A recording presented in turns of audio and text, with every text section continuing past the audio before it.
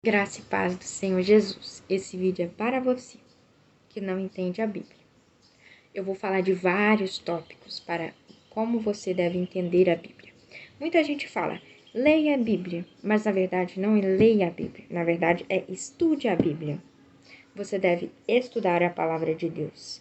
Não podemos ser como todos que só leem um versículo da Bíblia, um capítulo ou 3 capítulos em um dia. Então, fiquem aqui até o final do vídeo.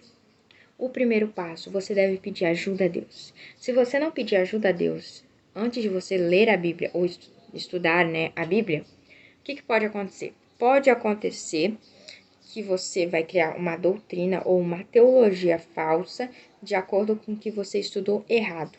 E muitas pessoas vão ficar convencidas com o seu equívoco, entenderam? E vão até criar heresias, ou você que vai criar heresias. Então, nós temos que tomar cuidado, nós temos que ler e ver se aquilo é mesmo. O próximo passo, você deve ter uma intimidade com a Bíblia. Você não deve depender só nos vídeos no YouTube, explicando as partes que você tem dúvida.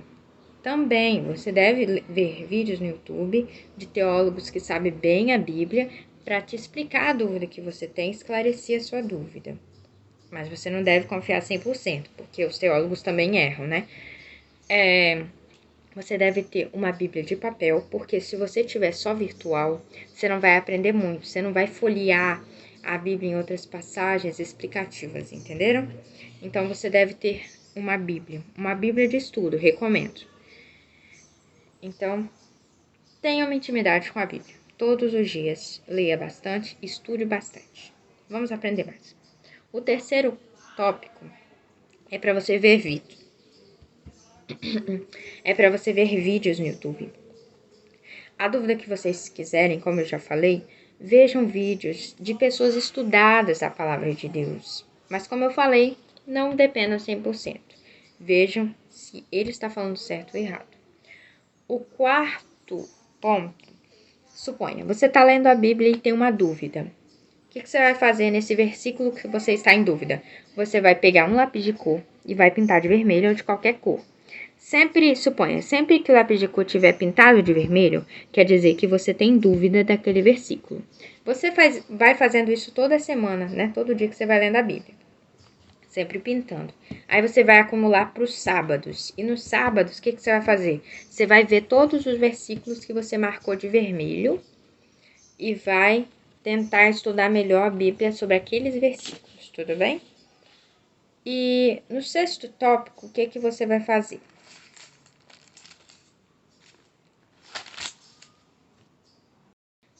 No sexto tópico, o que você vai fazer?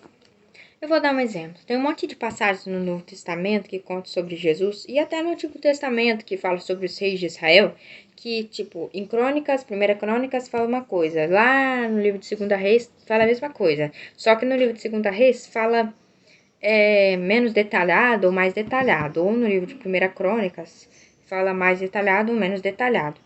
Se você lá no Novo Testamento também tem isso. O que está escrito no livro de Mateus está escrito no livro de Lucas, mas não é todas as coisas que está escrito no livro de Mateus que está escrito no livro de Lucas. E também não é todas as coisas que está escrito no livro de Lucas que está no livro de Mateus. Então eu recomendo a você a ler 2 livros, ou 3, ou 4, num dia. Como assim? Se no livro de Mateus fala sobre o nascimento de Jesus, não leia só Mateus. Leia Lucas, para você não falar que os reis magos vieram quando Jesus nasceu. Tudo bem? É para entender melhor. Uma passagem explica melhor a outra. Se você tiver dúvida e no livro de Lucas ou João, você lê outra passagem que fala sobre aquela mesma história, mais detalhada, ou vai estar mais detalhada coisas que aqui não estava. Ou aqui estava coisas... O livro de Mateus está mais detalhado do que o Lucas não está, entendeu? Então, vocês leem mais de uma passagem.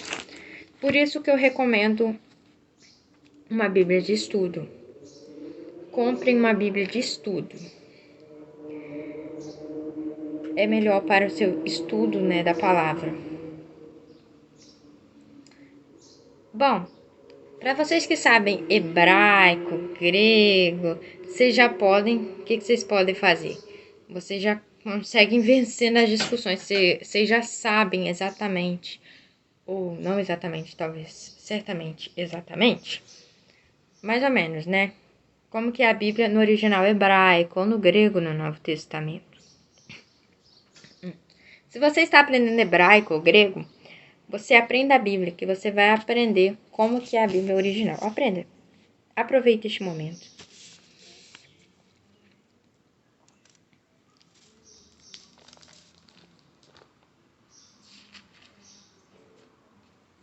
O sétimo tópico é o seguinte.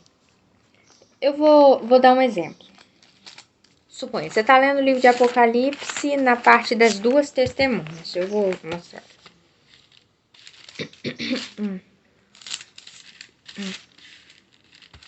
As duas testemunhas.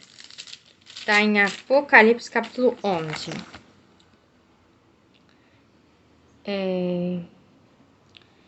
Apocalipse capítulo 11, versículo 3. Eu enviarei as minhas duas testemunhas vestidas com roupa feita de pano grosseiro, e elas anunciarão a mensagem. Tá. Versículo 4.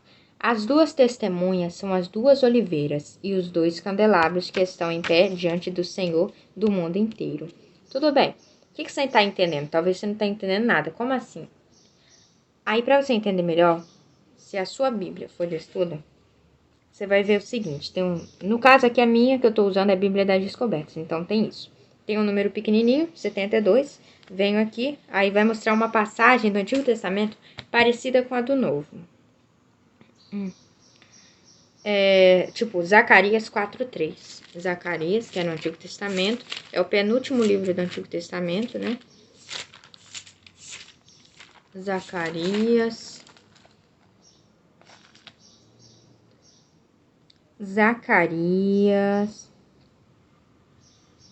4:3.